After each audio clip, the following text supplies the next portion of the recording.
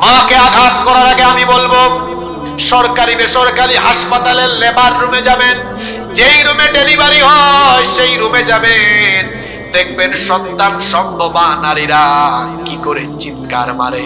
এক একটা চিৎকারে মনে হয় আসমান জমিন তখন ভারী হয়ে ওঠে।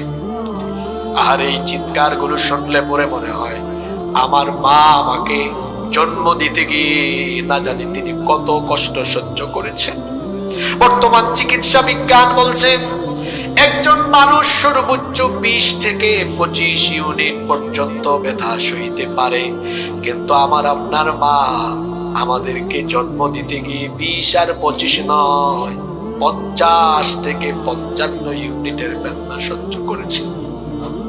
শরীরের হাড় ভাঙলেও হয়তো এত যন্ত্রণা হয় না। আমার আপনার মা এমন যন্ত্রণা, এমন কষ্ট সহ্য করেছেন,